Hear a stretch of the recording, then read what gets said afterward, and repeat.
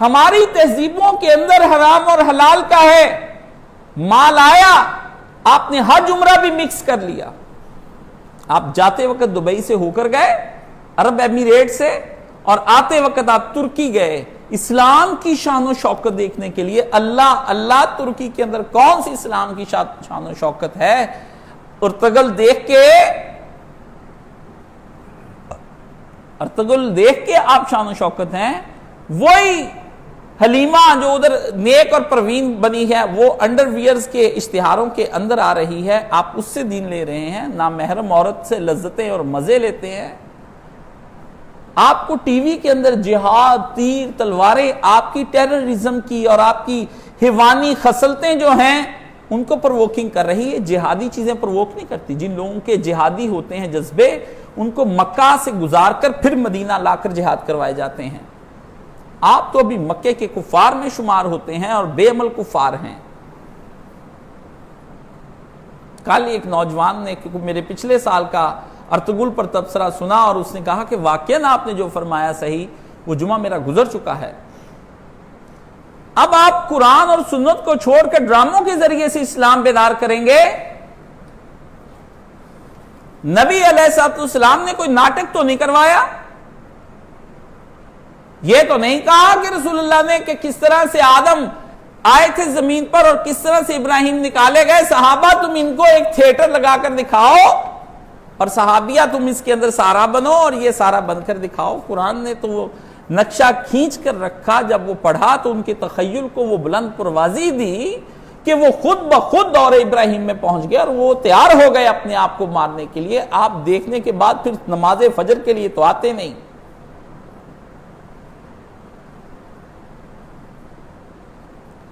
فلسفی جب حرام اور حلال کی مکس کر دی جائے گی دعوتوں اور عیاشیوں پر, آدمی کا ایمان ہی اس کے لیے کافی ہے کہ ابن آدم روٹی سے نہیں جیتا ہے, ابن آدم خداوند کے پاک نام سے جیتا ہے. اللہ کے نبی سے پوچھا گیا, اے اللہ کے رسول, آپ یہ وصال کا اتنا لمبا 2 مہینے کا روزہ کیسے رکھ لیتے ہیں؟ فرمایا اللہ یطعمن, میرا خدا مجھے کھلاتا ہے, میرا خدا ہی مجھے پلاتا ہے. یا اللہ, یہ خفیہ تو اپنے نبی کو کیا کھلاتا ہے اور کیا پلاتا ہے؟ یہ تو پھر روزہ ہی نہ ہوا, یہ تو کوئی خوبی ہی نہ ہوئی. اگر تو کھلاتا ہے پلاتا ہے تو ہمیں بھی کھلا اور پلا, ہم بھی 2 مہینے کا رکھ لیں گے. سوال تو پیدا ہونا چاہیے, کیونکہ آپ بڑے ناقد ہیں, آپ کی تنقید سے تو کوئی بچ نہیں پاتا. آپ کو تو یہ سوال کرنا چاہیے. روز حشر میں یہ سوال ہوں گے. پہلے ہوگا بحث مناظرہ, پھر جائیں گے جنت جہنم میں, پھر ہوں گی پھر بحثیں. پہلے تو کہیں گے یہاں بیٹھیے جناب اعلیٰ, حساب بعد میں ہوگا محتسب اعلیٰ, پہلے ہمارے اعتراض سنیے. صحابی نے آ کر کہا یا رسول اللہ میں بھوکا ہوں, پیٹ پر پتھر بندھا ہے. نبی نے اٹھا کر اپنے کپڑا دکھایا, 2 پتھر بندھے ہیں. اگر نور کے تھے اور بھوک نہیں لگتی تھی تو 2 پتھروں والی بات کیوں دکھائی گئی؟ 2 پتھروں والی بات کیوں دکھائی؟ صحابی صاف کہتا ہے یا رسول اللہ آپ تو نور کے ہیں, آپ کو کہاں بھوک لگتی ہے؟ جیسے کچھ مرید پیروں کو اٹھا دیتے ہیں کافی پمپ کر کے کہ نہیں استاد جی جو آپ ہیں وہ تو کوئی نہیں ہے. استاد جی کو باخبر ہونا چاہیے کہ مرید شیطان کی شکل میں آیا ہے. جیسے حضور نے فرمایا کالا کتا دیکھو تو سمجھ لو شیطان آ رہا ہے, ایسے ہی مرید جب آ رہا ہے لمبی سی داڑھی رکھ کے, ٹوپی پہنے ہوئے, تسبیح ہاتھ پہ پکڑے ہوئے, وہ پیر کی جانب آ رہا ہے, وہ شیطان ہے. اپنا ایمان بچا لے پیر صاحب, مرید کا پتہ نہیں بچنا کہ نہیں بچنا. ان کے چکروں میں علماء نہ آئیں, مشائخ عظام ان کے چکروں میں نہ آئیں, سادات اور عمرہ ان کے پاس نہ آئیں. یہ لوگ نہیں, یہ فتنہ ہیں. یہ جھمگٹے نہیں, یہ فتنہ ہیں. یہ ہجوم نہیں, یہ فتنہ ہیں. یہ مریدوں کی اتنے 2-2 کروڑ مرید نہیں, یہ فتنہ ہیں. یہ تمہارے لیے انعامات نہیں, یہ تمہارے لیے لائے ہوئے ان کے تحفے تحائف نہیں. ان کے اندر سانپ اور بچھو اور چھپکلیاں ہیں. یہ روز آخرت میں تمہیں ڈس لیں گے. یہ تمہارے دلوں میں گھسنا چاہتے ہیں. پیروں, مولویوں, فقہاؤں, مفسرین و محدثین تمہیں میں اس فتنے سے ڈراتا ہوں اور خود بھی ڈرتا ہوں اور خدا سے دعائیں مانگتا ہوں کہ یا اللہ جن سے میں ڈرا رہا ہوں اس فتنے میں مجھے بھی کبھی مبتلا نہ کرنا، آمین۔ فرمایا نبی علیہ السلام نے کہ آدمی قول مسیح علیہ السلام کے آدمی جیتا ہے تو یہ سوال ہم کریں گے کہ پیارے نبی جب آپ نور کے ہیں تو پھر تو آپ کو بھوک لگتی ہی نہیں، فرشتے تو کھانا کھاتے ہی نہیں،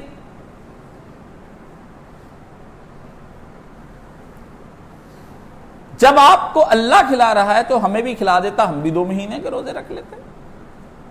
حدیث کو پر غور کیجئے، توجہ کیجئے، ایک وقت میں جب آدمی کا نفس مطمئنہ ہو جاتا ہے تو وہ ان غذاؤں سے اٹھ کر کے خدا کا ذکر ہی اس کی غذا بن جاتا ہے۔ فرمایا کہ تیرے رب کے فرشتے آسمانوں پر جیتے ہیں، کچھ قیام میں ہیں، کچھ رکوع میں ہیں، کچھ سجدوں میں ہیں، کچھ تشہد میں بیٹھے ہوئے ہیں، اور کچھ وہاں بنے ہوئے بیت المعمور جو بیت اللہ ہے، وہاں کا کعبہ ہے عرش کے پاس، وہاں 70,000 کے قریب ایک وقت میں طواف کر کے نکل جاتے ہیں، اور دوبارہ قیامت تک ان کی باری نہیں آنے والی ہے۔ فرمایا ان کی غذا تیرے رب نے اپنا ذکر بنا دیا ہے۔ نبی محمد صلی اللہ علیہ وآلہ وسلم نے فرمایا ہر آدمی کے ساتھ ایک فرشتہ پیدا کیا جاتا ہے اور ایک شیطان پیدا کیا جاتا ہے جو جن ہوتا ہے۔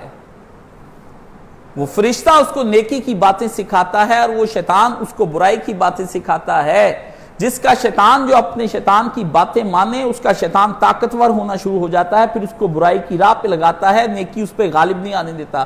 جو اپنے فرشتے کی بات مان لیتا ہے اس کا فرشتہ طاقتور ہونا شروع ہو جاتا ہے، وہ برائی کی بات کو غالب نہیں آنے دیتا، اور وہ دونوں کشمکش میں لگے رہتے ہیں، ایک نیکی کے خیالات ڈالتا ہے، ایک برائی کے خیالات ڈالتا ہے۔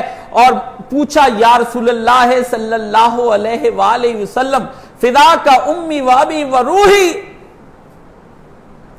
فرمائیے تو کیا آپ کے ساتھ بھی ایسا ہی جن آیا ہے، شیطان آیا ہے؟ حضور نے یہ نہیں کہا انا نور، میں نور ہوں، میرے ساتھ نور کے ساتھ کیا لینے اس نے آنا تھا۔ اس نے کہا بشر ہیں۔ صحابی کا عقیدہ کیا ہے کہ بشر ہے رسول، اس نے بھی اپنے ہی جیسا سمجھا، رسول ڈانٹتے تم مجھے اپنے جیسا مت سمجھو، میں ایسا نہیں ہوں، میرے ساتھ بالکل الگ سے معاملے ہیں۔ فرمایا آیا تھا پر میری عبادت اطاعت گزاری، رب کی حمد و ثنا دیکھ کر وہ میرا شیطان بھی مسلمان ہو گیا ہے۔ اقبال نے کہا یہاں پر کھڑے ہو کے، مسلمان سوچ تو کس طاقتور نبی کا تو امتی ہے، تیرا نبی شیاطین پر غالب آ گیا اور تو ایک شیطان کے اوپر غالب نہیں آ رہا ہے۔